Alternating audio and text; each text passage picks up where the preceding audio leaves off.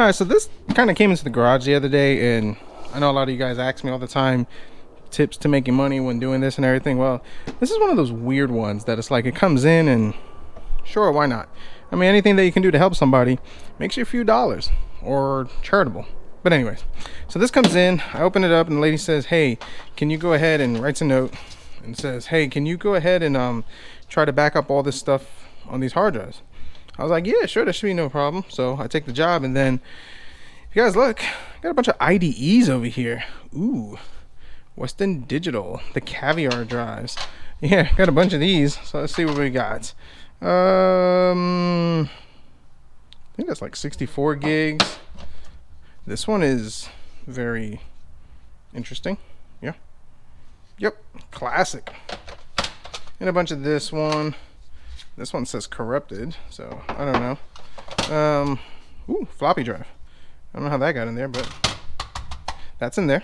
A bunch of laptop hard drives, Travel Stars, and all that stuff, and then another one of these. So yeah. Now typically I don't keep really anything that's IDE. Now I do have my retro Pentium 4 build, but to kind of set that up and do all this becomes kind of a headache to say the least. So got on the old Amazon and bought this USB 3.0 SATA to SATA or IDE hard drive adapter converter.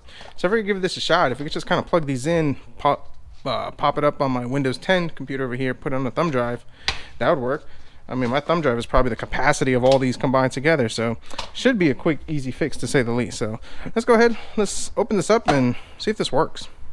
I got this one because I got a lot of stars, and that's usually good, right? I think.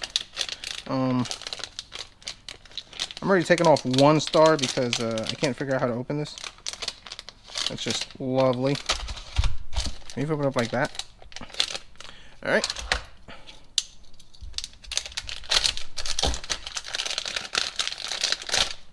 There you go. So we got our IDE, the laptop one. So these are 40 pins. I think it's like 80 pins or something like that. SATA, nice. And the thing is, if you're trying to back up old SATA drives, you got to have that whole Molex power thing. And this one actually has the power adapter to do it. I mean, there's some getaways I've seen people do that they just kind of wire it, but this is a lot easier and safer. And since my wife got mad since I almost set the garage on fire, I figure I might as well not do that again. I think she likes this house. All right, power or USB stuff. What in the world? I guess for the whole international dudes that kind of buy this stuff. I don't know. All right, so let's go ahead and take this apart, put this together.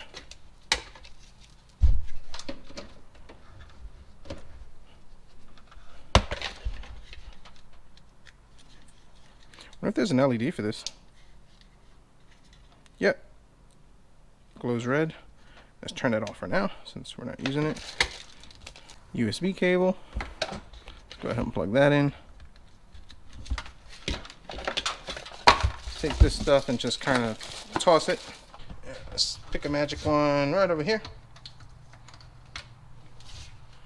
All right.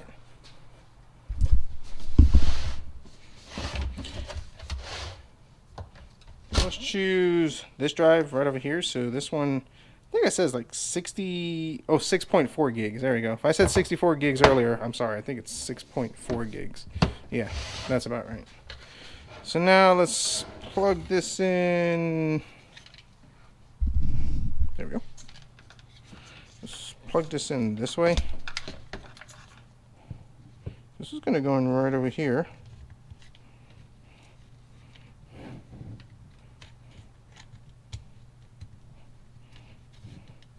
All right, let's turn this on.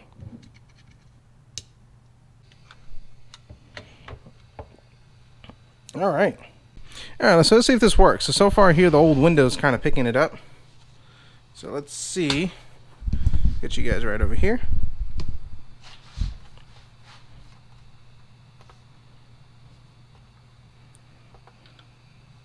Well, look at that.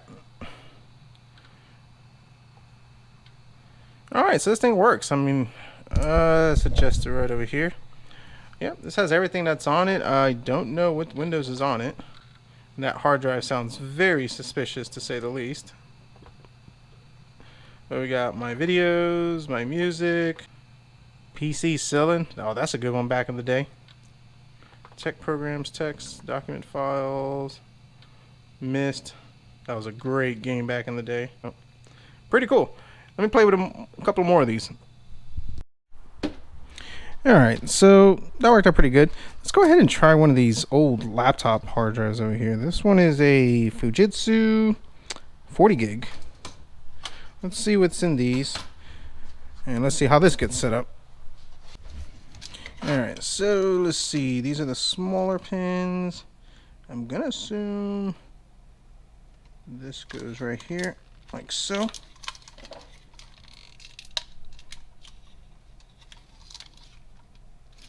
Don't like the way that feels, but I'm sure, you know, it'll be okay. Just turn it on. Let's see what we got in it. So this thing's pretty easy. The minute you turn it on, it picks up the hard drive, so that's kind of nice. Program files, Xerox, movies, Windows NT, Dell.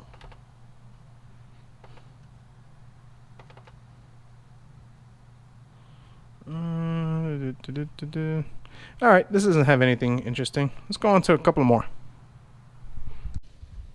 Alright, so I really want to try this one over here. This one is quality. Yeah. So I wonder if this would work. I mean, it's IDE.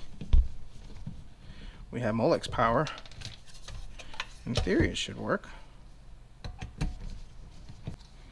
Okay, so this one, let's see what kind of date we have on here. 1992, July 10th of 1992. This is a Maxtor. And how big is this?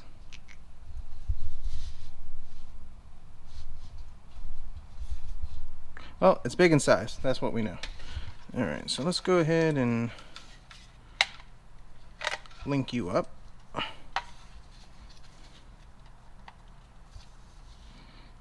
I'm seeing green crusties on here, so I'm not having a lot of faith on this. But we'll still try it anyways.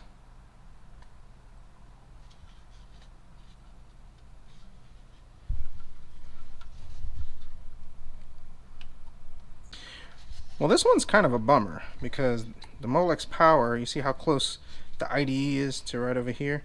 So I'm not going to be able to do that unless I had, like, I don't know, different type of device. But regardless, I'm looking at it and there's some green crusties in there, so I don't have any faith in that hard drive. Let's try another one. Alright, so we got this one over here, Seagate ST1102A. Quality control accepted. Nice. And I don't know how big it is, but I'm sure if you look these up on the interweb, they'll tell you. Now this one I have a little more faith that it will fit, so we're going to try this Molex. I'm going to try this in right here. Yeah, we got more clearance compared to that other one. And let's see if this thing powers on.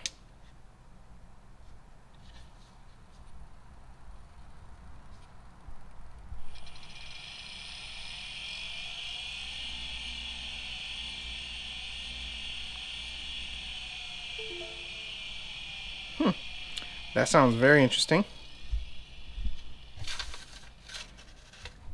Windows seems to have picked it up, but I think this thing just died. So let's see what just transpired over here.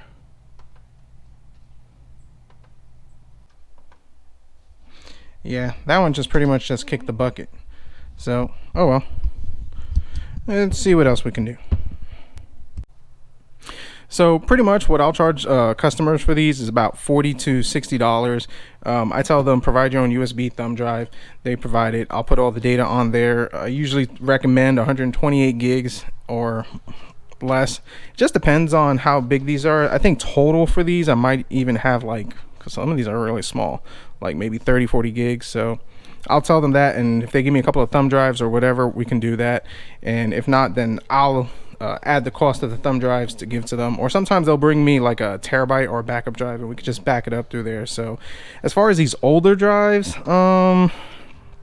yeah, pretty much I've never had success trying to get data off of them. I know there are companies that they can do it, but then you have to send it out. It does become expensive and pricey. I mean, these things are just, yeah, a lot of times I don't, and tell them it's up to them to send it out and see if they want to pay the money for a company. It just depends how much I had it. I had a customer one time that actually sent it out and paid $300 for an old, I think it was like a 6 gig hard drive, just to get some data, because there was some pictures and some information and memoirs that they really wanted. And yeah, so it just depends how bad they want it. But for this, yeah, it's pretty simple and easy.